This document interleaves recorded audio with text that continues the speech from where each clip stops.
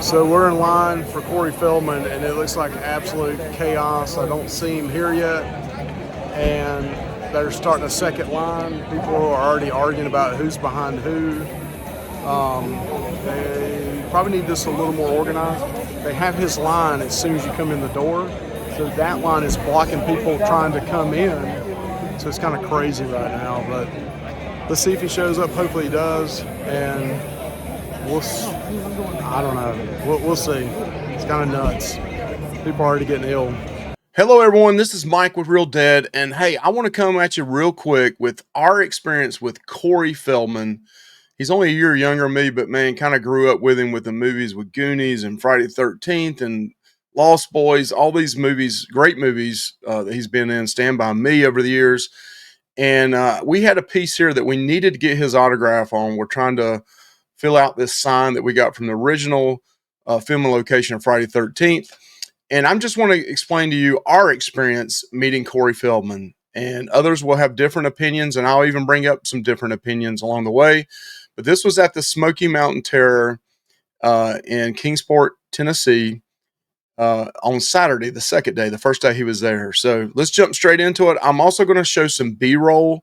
Also going to show you some of a canoe that they're saying is the original canoe in Friday the 13th. I have no kind of paperwork seeing that it was the actual one, but the people that brought it said it was, when it was really cool to see it and all the autographs on it. I'll throw that B-roll in here as well, so you're just not looking at my ugly mug the whole time. So let's talk about Corey Feldman. So number one, we got there. We had regular tickets. We did not have VIP up front. People that had VIP, I'm sure, had a much better experience, especially if the platinum, because there was actually, starting out, we got there at 9:15. The doors opened at 10 o'clock on Saturday. Those with VIP platinum or VIP could get in an hour earlier, and those with VIP platinum can skip the line and go up towards the front. We had friends that were there that were platinum VIP or had VIP, and they got there at 9 o'clock. The parking was not bad in the parking lot when we got there at 9:15. The line was pretty long compared to Friday. We had an awesome time on Friday there. Corey was not there on Friday, but we got all our autographs except for Corey's. So he was really the main person on Saturday we needed to get. So me and my son got there at 9:15, got in line. Pretty long line starting out, and it got much worse. Again, that's nothing to do with Corey Feldman. It's just the number of people that were there. So right around 10 o'clock when they opened up, the line moved pretty quick because they did come out and give you your wristbands in advance. So as soon as we got in, I knew where to go. As soon as you got into the main convention center, you wanted to make a right. So we made a right, and then boom, you couldn't hardly make a right. The line was already backed up for Corey Feldman to the entrance in, and they were having issues right off the bat with that. So again, none of this is Corey's fault. It may not even be Smoky Mountain Terror's fault. Maybe just some miscommunication. I don't know. But there was 3 lines. There was a VIP Platinum line, a VIP line, which I don't remember if it was gold or green or whatever it was. And then there was the general admission peons like me, our line. So our line was so far back, it was at the door entrance and blocking people coming in. So then a lady came around and asked us who was a volunteer. The volunteers are great, by the way. So if you're a volunteer and you're watching this, thank you, thank you, thank you. Workless hours, probably for no money, just, to get an autograph or get in there. I get it. So thank you all in advance. So the lady was trying to divide the line in 2 because it was so far backed up. It was backing the door up, people coming in. And people were getting angry right off the bat. A lot of the VIP had already been there since 9 o'clock in the morning waiting on Corey. He was not there. So they divided the line in half. We went on another half. People were arguing, fussing, and fighting verbally already. They were like, I'm not waiting on this. I've already been there an hour and a half. I'm leaving, blah, blah, blah.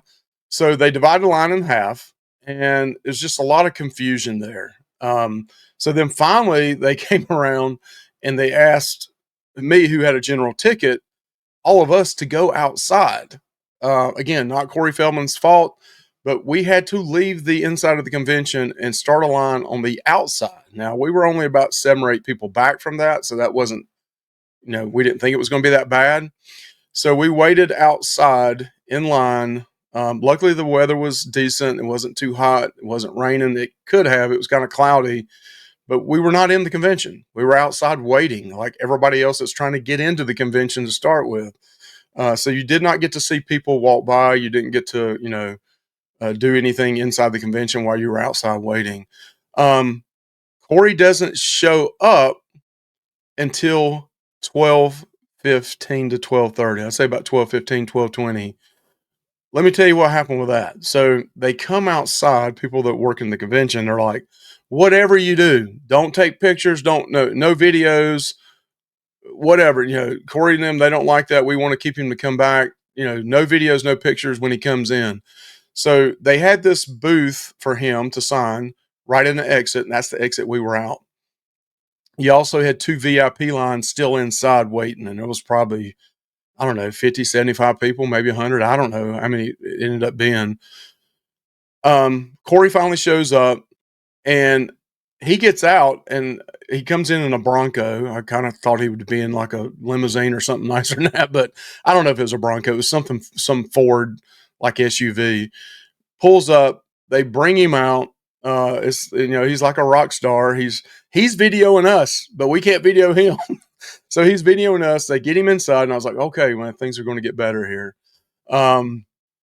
Well, in the meantime, we're all waiting outside. Listen, the crowd around us, they're Corey.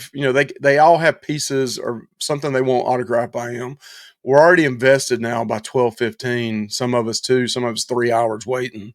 So we're all there. How long it takes, and the crowd outside, people around each other, telling stories. It was okay. We also saw this canoe, which I mentioned earlier. It was really cool. Corey ended up coming out and signing that, which was pretty neat. We were in line when we saw him do that. But they kept coming out and telling you, don't take pictures, don't video, several times. And then the prices. So it's cash only, $80 for a personalized item, $160 for a non-personalized item. Also, if you want his character name, it was extra, I think 2025. You could do a combo for a selfie was $80, but you could do a non-personalized combo normally would be $240. They cut $20 off, is $220. So we paid $220 for an autograph and a selfie. Now, in between then, some of the people around us had to go to the bathroom. So this is hearsay, okay? This is what people in line told me happened. The people right in front of me. He was in the bathroom, he said, and all of a sudden somebody come in and yelled in the store, says, hey, everybody has to get out of here.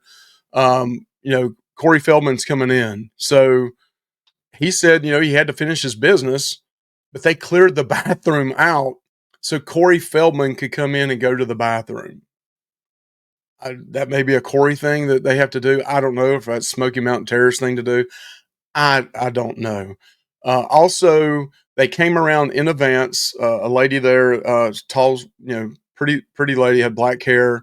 And she was asking what you wanted. She put it on a sticky note and gave it to you.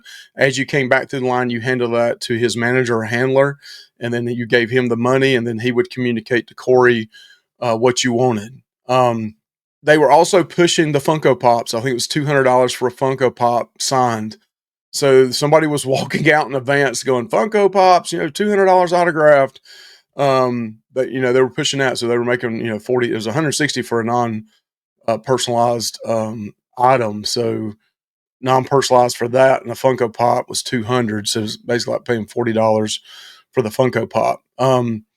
So once we got in, we finally got inside the doorway, and you could see Corey. And I want to admit this. I mean, he was interacting with some people great. I mean, there was little kids there. He was picking with them. There was babies there. He was making faces at them. And I was like, man, this is going to be a great experience coming up. And not with everybody, but he was doing that with, especially with the females, especially with kids and stuff. He was doing that with them and taking pictures with them. He sat there the whole time. He didn't stand up. He started vaping at the table, which kind of shocked me, but hey, if they allowed that there, I mean, nobody else could do it, but I guess they allowed Corey Feldman to do it. So he was vaping at the table with guests. He would pull over, stand up, walk over to the side, vape, but then he started just doing it at the table. So we finally get up to the line, and the VIP members keep coming up. And as the VIP members come up, if they had platinum, they were able to go to the front of the line. So we had about 3 people jump in line in front of us. We finally get up to the front. We pay our $220, and I'm watching him interact with the people in front of us, and it seems to be okay. And then it was our turn, and I'm really excited. We've been waiting for a long time. Now from the outside line, almost 5 hours. 4.5 to 5 hours. We get up there. I hand him the sign, which I'll show you the photo of it in here. You can't video. And I said, hey, we bought this piece, at the original filming location. And I think he said, okay, or cool, or something like that. And the guy leaned over to him and said, non-personalized in a selfie. So he signed the piece. He never asked where we wanted to get it signed at, which I'm okay with that too.